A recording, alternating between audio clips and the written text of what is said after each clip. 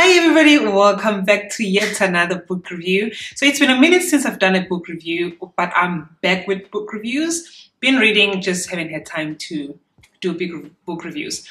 Anyway, so I read Candice Carty-Williams book, People Person, which I actually pre-ordered because Queenie was awesome. So I was very excited when I realized that she has a new book coming. So this book follows a Jamaican man who fathers 5 kids in London and with different mothers. He's never involved, very absent father. The children grow up not knowing each other, but at one point in time, he just took the kids, went to each of the kids' homes, and then he took them out for ice cream, bought them ice cream. They stood there looking at each other like, who the hell are these people and why am I here? They raised by different women. Some are lucky enough to have had moms who were well off. Some were unfortunate to have had moms who were going through their own things as well. So all these 5 people, let me check the names. So their names are Nikisha, Denny, Dimple, Lizzie, and Prince. They all had an absent father, but that affected them in very different ways, right? So for example, Nikisha is the strong big sister, hardcore. Mom was absent, so I take care of everyone. Denny is more gentle, withdrawn. Dimple, very vulnerable. Lizzie, hardcore, cold, bordering cold, and then Prince just doesn't care whether he's coming or going. So all these people, absent father, but then their lives were impacted differently. Anyway, so they come together when they are older because Dimple had a problem. She had a boyfriend that she thought she killed.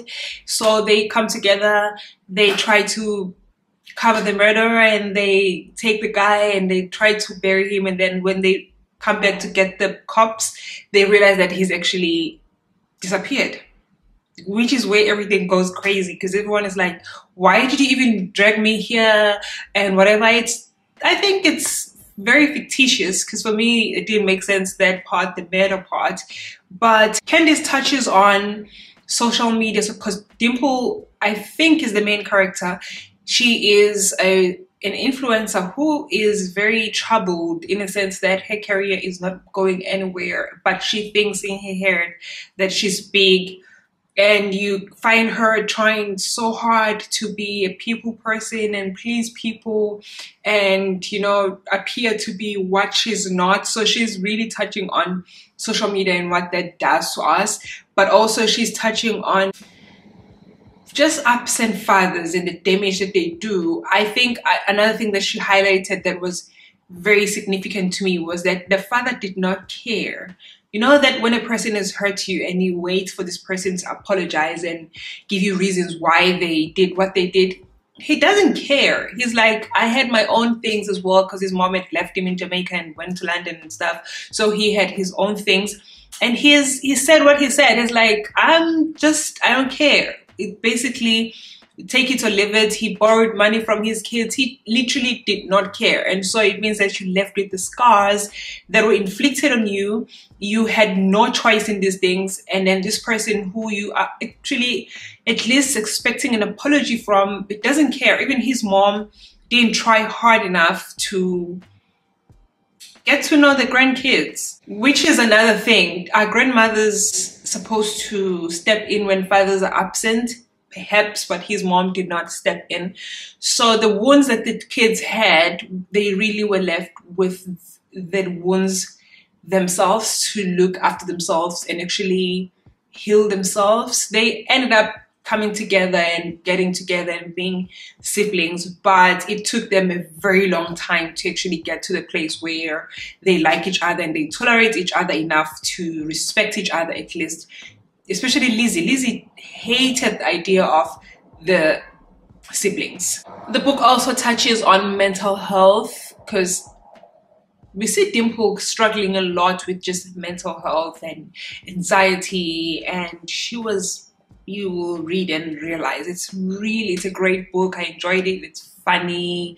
And I think the biggest takeaway for me was maybe working through things so that you're able to enjoy adulthood. Because if you hold on to things, I'm not saying just I'm one of those people who don't believe in forgive and forget. I don't understand the concept, but I'm saying that in order to enjoy adulthood, you need to work through the things that happened to you when you were younger, and not hold on to those things so much that even when you're old, you still hurt by things that maybe you could be working through so that you move on and enjoy life. So yeah, if I had to give this book stars, I would say 5 stars. Recommend, definitely. It's funny, it's light-hearted if you're looking for something that has nothing to do with racial things, even though there's glimpses of that.